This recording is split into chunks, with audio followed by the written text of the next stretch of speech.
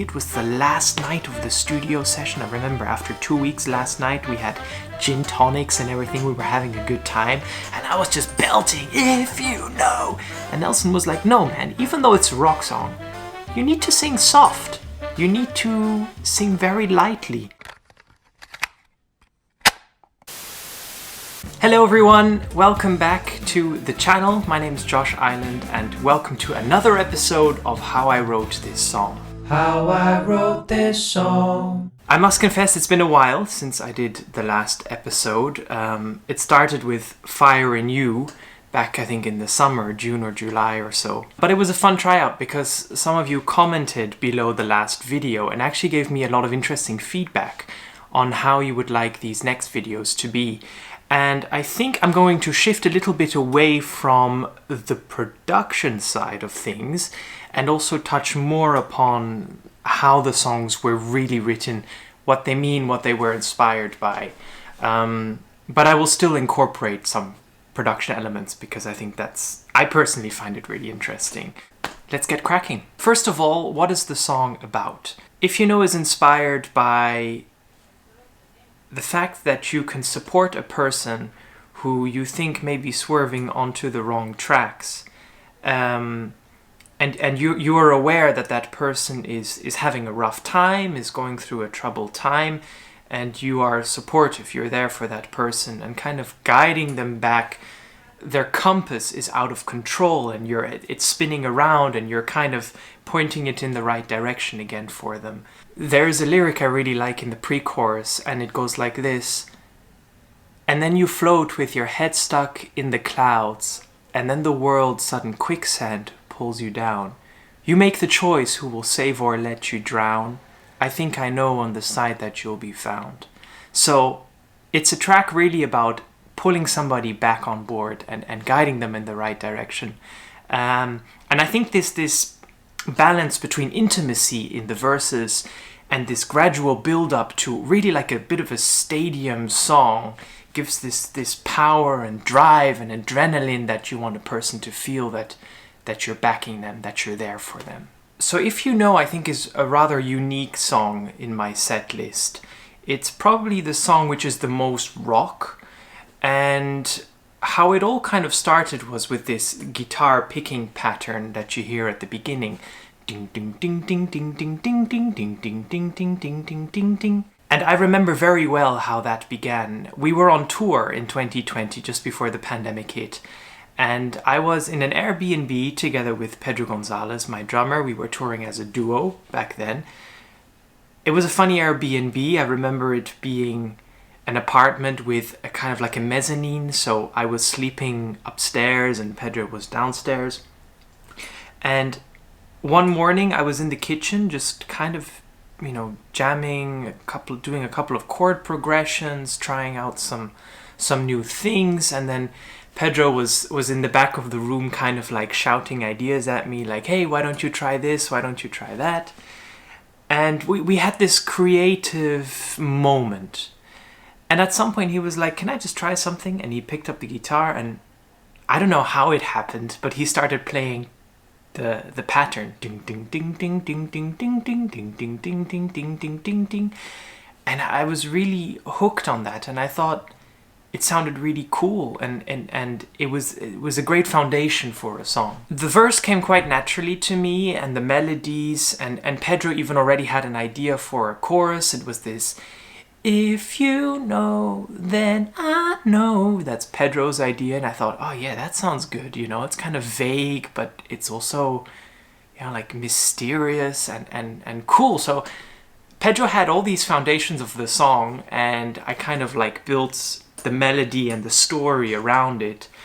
And what was funny is because we started playing this on the guitar, we kind of had the feeling of the Gautier and Kimbra Somebody That I Used to Know feel, really like this intimate, minimal, folky vibe.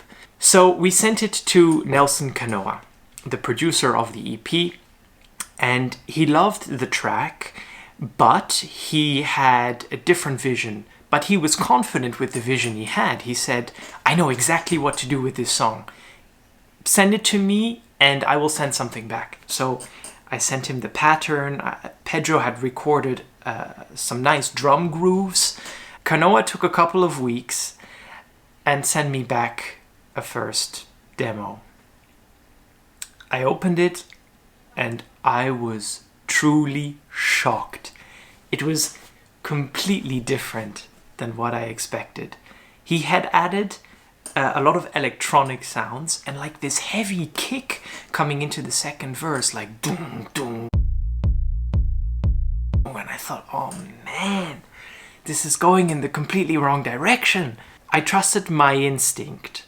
And Pedro was also worried at the beginning. And I told Canoa, like, man, I'm not sure this is heading in the right direction. We're looking for something a bit more folk. He said, guys, I know what I'm doing. Trust me, this is what the song needs. Now, it turns out in the end, I think it's one of the best tracks I've ever written. The arrangement is fantastic. The production is fantastic. We'll get into it later. But this comes to show how sometimes you are sending an idea to a producer. The producer kind of tears it apart, sends it back, and you think, oh my God, what have I done? And then you go to the studio, you work the idea out, and actually it sounds, in my opinion, fantastic. And I remember when we went to the studio, we had a lot of fun working on this because we had great session musicians come in. We had Miguel Casais play the drums. We had Guilla Marinho, who was playing the electric guitar, and he was just going crazy with effect pedals and, you know, really rock and roll. And it was blowing me away, you know, and to see the song flourish from just a intimate folky picking pattern into almost like a rock anthem was really a great experience and very fun to watch and be a part of. So let's dive into the production of the song. I want to show you a couple of the elements that were added, and I would like to go through it section by section. So we start with the verse, then the pre-chorus, then the chorus, then the second verse, pre-chorus, chorus, bridge, and then final chorus. That's the structure of the song. Okay, so here we go. This is the beginning of the song, and it starts with the famous picking pattern.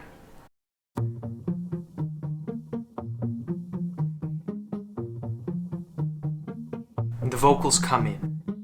Isn't it typical for you to fall in love with someone that will crush the dreams that you had planned? Ain't it a funny thing how you repeat yourself? Your head is stuck in a different stratosphere, a world wherein all your problems disappear. You kick me out, but I think I just don't care. So you can imagine here my worry. So I had sent this small intimate picking pattern that you heard at the beginning, and then suddenly this kick comes in and I'm thinking like, oh my God, you know, but in the end it sounds good. So let me just play the kick by itself together with the guitar. There's also some vibes here.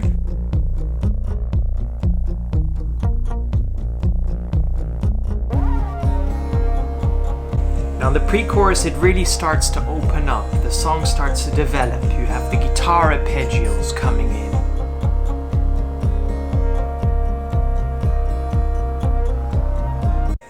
And what I forgot here was also the backing vocals which start coming in the pre-chorus.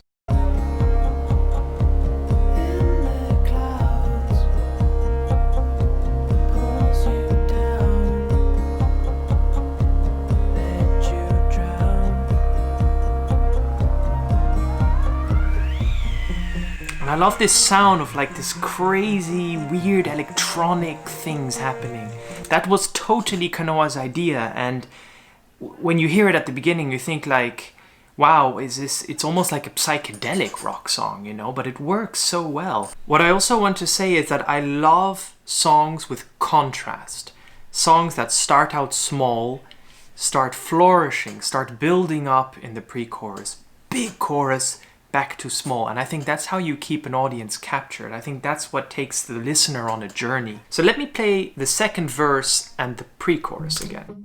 Your head is stuck in a different stratosphere, a world wherein all your problems disappear. You kick me out, but I think I just don't care. What if you float with your head stuck in the clouds, and then the world sudden quicksand pulls you down? You make the choice who will save or let you drown. I think I know on the side that you'll be found. Back to small. Repeating the pattern. And now? If you know, then I know. Your dials are spinning, your compass is running out of control. If you don't, then I won't slow you back down and put you where you belong. I love the fact that the drums are moving from, just a kick at the beginning to playing with the toms and the snare in the chorus, giving it this stadium rock feel. That idea really came from Pedro Gonzalez, and then later Miguel Casais, started adding his own flavor. So let's go into the second verse.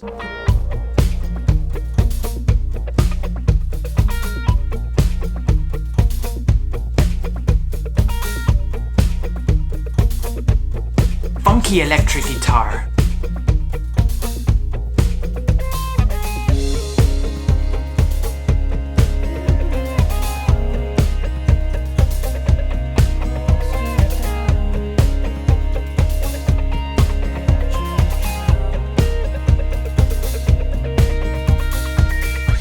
Now what's funny here is you only notice now because I've muted the lead vocal, but there is a backing vocal. I remember in the studio there is one long note going through the entire pre-chorus, and I think it's something like 20 seconds long. See if you can hear it. I'll boost it a little bit.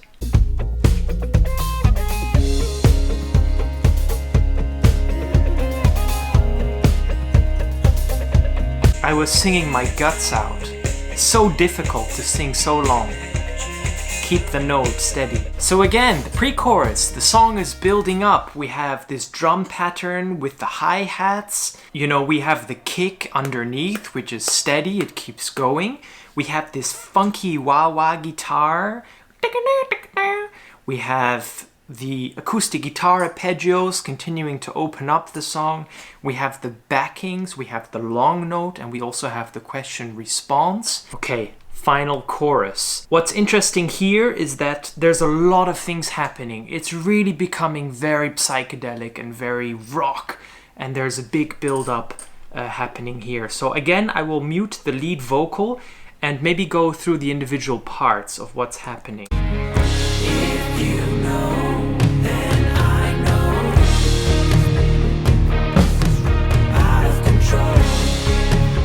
listen to the electric guitars here.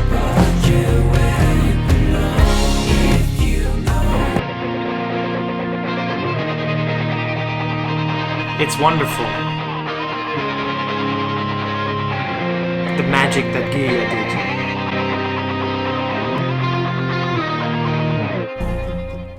Interesting also the backing vocals. They are fairly auto-tuned. Now, there seems to be a misunderstanding with autotune, because autotune can be used in a good way when it's used as an effect. I don't like it when it's very present in the lead vocal, but it can be used as an effect, and Nelson did this very well with the backings. It makes them more compact and tight and fit better in the overall arrangement. These are the backings of the chorus. If you know, then I know. Spinning, your compass is running out of control. If you don't, then I won't. Let's add the acoustic guitar. Put you where you belong. If you know, then I know. Drums and bass. Out of control. Then I won't. Back down and put you where you belong. And the outro is obviously back to the picking. One thing I forgot to add was also the vocals. You may not realize this, but the vocals were actually sung very lightly, very softly. and we tried singing it aggressively. It was the last night of the studio session. I remember after 2 weeks last night, we had gin tonics and everything. We were having a good time. And I was just belting, "If you know." And Nelson was like, "No, man, even though it's a rock song, you need to sing soft. You need to sing very lightly. And it fits much better." Listening back to this song, it makes me realize how many new sonic elements you discover each time you listen back. And I think that's, to do with every song, but this song in particular, because it has so many segments and parts, and it's very, very carefully arranged and very carefully crafted. So this was the video to If You Know How I Wrote This Song. I hope this was a bit of a more personal and anecdotal insight. Again, let me know, and I promise I will release more of these videos in future. I hope to do maybe one How I Wrote This Song video a month on average, and it always amazes me when we dive back into these sessions how much work we did. Thanks for watching. Please don't forget to subscribe to my channel. I know people say it a lot, but it does help. It helps the algorithm, it helps my channel, and I look forward to seeing you in my next video. Thanks for watching.